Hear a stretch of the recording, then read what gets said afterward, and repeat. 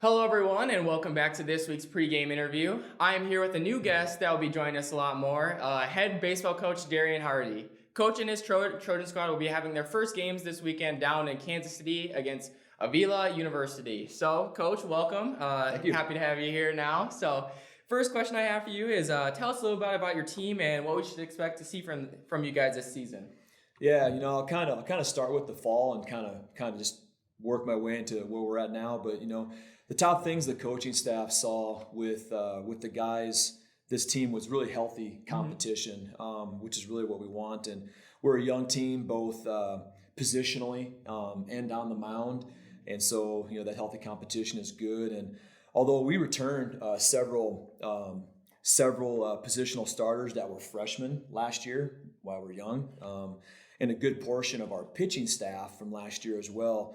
The coaching staff, we've made it really clear, with the guys, as we want to continue to grow and get better as a program, that, positions and roles are wide open and, they're going to be won and not lost. And so, with that relatively young roster that we got, the focus during the fall for the team was based around team development and competing. And so that's what it's been about. Pitching wise, some things that you can expect to see.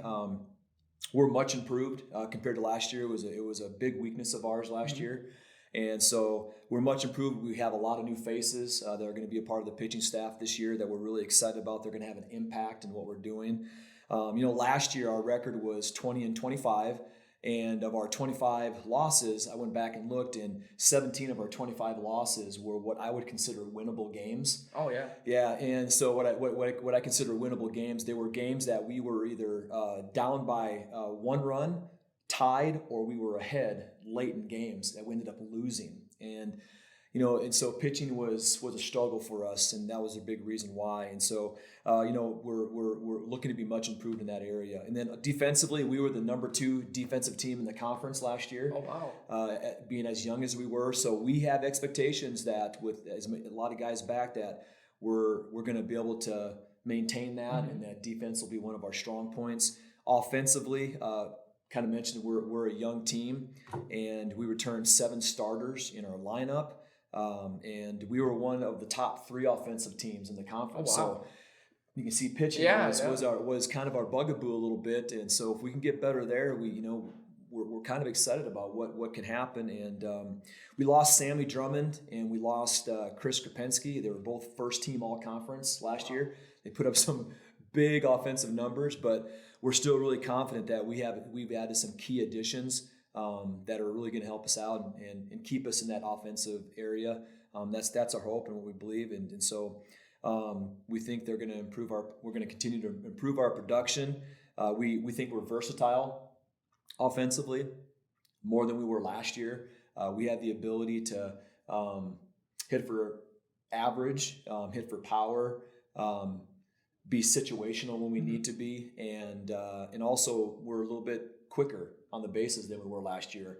And so that versatility we think is going to help us out a lot. So overall, this is a fun group to coach, and they work extremely hard. Well, I'm super excited. Being a big baseball fan, I'm super excited to watch you guys play, since I'm going to be in the front row every game of yours. So I'm excited. Going on, what are your goals for this season? Yeah. So expectations and goals for the team entering this season is really built upon the significant growth that we experienced last year as a program. And what I mean by that was that last year was my first full season as the head coach. Technically, my first year was COVID, but our year got canceled there. So my first year as head coach got canceled in that regard too. So last year was my first full season as head coach. And prior to me taking over, the team had only won 3 games. Oh, wow. that the full season prior. And then the 3 seasons prior to taking over, they'd only won 9 games. And last year, we were able to win 20 games in the first full season, I guess. And so we feel like we're heading in the right direction in that regard. And so really at the end of the day, the thing that I'm most focused about is being focused on having high standards. And kind of what I preach and tell the guys is that, you know, we're working for a standard of performance, and once those standards are fully there, our performance is going to start rising with it. And then that's when we can talk about winning, like winning and then winning conference championships and being that kind of team. And so we feel we're getting closer. We still have work to do to that type of expectation where we talk about winning a conference championship. But the players, you know, they've set goals for themselves. And so although I'm focused on high standards, high performance, they do have some goals for themselves, and they've set 5 things as particular goals that they would like to have, and they're lofty, I'm not going to lie. But I'm on board with it. And so, but the pitching staff, they want to have an ERA of 5 or lower. The pitching staff's ERA has been extremely high in the past few years. And so if we can knock that down there and get that there, we're going to be really competitive on the mound. Defensively, our fielding percentage, they want to have it be .955 or higher. Okay. So I'm excited about that. That will put us in some really good positions defensively to win some baseball games and protect our pitcher. Offensively, they want to have a team batting average of 300 or higher. Oh wow! Yeah. That's not easy to do. No, yep. I mean, you're talking. You do that on a consistent basis. You're talking about being one of the best. You know, there's guys in the Hall of Fame that don't even they talk about you can be Hall of Fame material and have a 300 batting average. So it is lofty, but I think they're capable of it. And so winning percentage, they want to have it be at about 66%. So to put that into perspective, last year we played about 45 games. If we would be 66%, that would mean that we would need to win 30 games. Last year we won 20. So that would mean if we play 45 games again this year, we'd have to up our win total by 10 games. So that's lofty. When you win 30 games in college baseball, it means you're really doing something really, really well. And so in the last one, they want to finish top 3 in the conference. Again, that's lofty, but I'm on board with it. And the reason why they kind of feel that way is last year we finished 6th place in the conference, which was significant growth for the team because the last few years they had been last. And we had a couple things that we felt like worked against us. It was outside of our control, where we could have actually been a top 3 or top 4 team in the conference due to COVID. But Bellevue, who's in our team, are in our conference. They're one of the best teams in the conference, and they ended up getting COVID. So 2 teams in our conference didn't end up playing them, and there were 2 teams that finished just a tick above us. And we feel like if those games would have been played, it's possible that the conference standings would have been different. And so that was kind of, you know, outside of our control. And then there was something inside of our control. The last series that we had, conference series, we didn't play as well as we should have. So if we would have controlled our controllables and then the situation that we couldn't control would have happened, you know, there was a possibility we could have been a top 3 or 4 team. So we weren't too far away from that last year in a lot of ways. And so, but nonetheless, it's still lofty, and so I have my expectations. The players do too, but we're on the same page. Well, I'm excited to see how those goals turn out, and I'm sure you guys will be able to hit a lot of them, if not all of them. So fingers crossed. Yeah, we're working hard.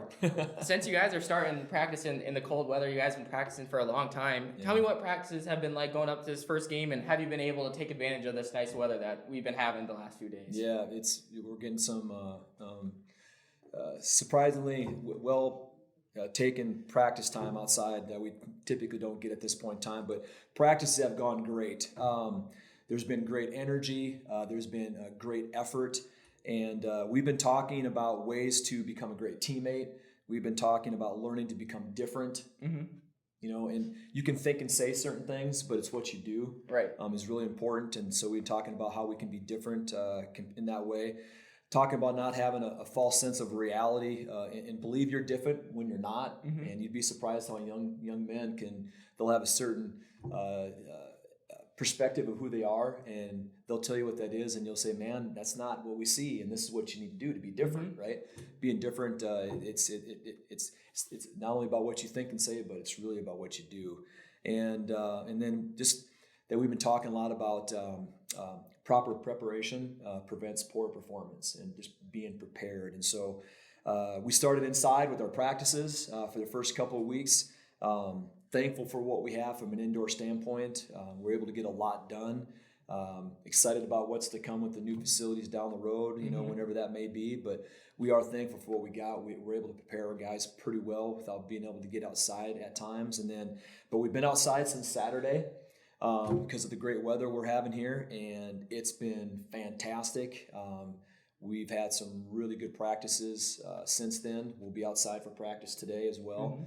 And then we head out tomorrow for a 4-game series down in Kansas City against Avila University this weekend. So yeah, well, hopefully this weather keeps up, but I don't know if we can.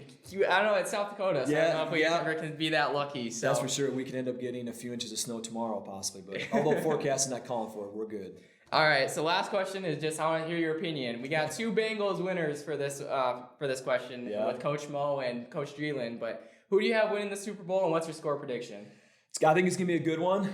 So I'm a Steelers fan. They obviously got knocked out. And so the Bengals are playing in the Super Bowl. They're in the same division as the Steelers. And so one would think that I would maybe root for them. It's not the case. I'm actually rooting for the Rams, although I am a Steelers fan, so I really don't have a dog in the fight. But I think it's going to be a good game. I think it's going to be somewhat high scoring. My prediction is going to be the Rams by a score of 27 to 24.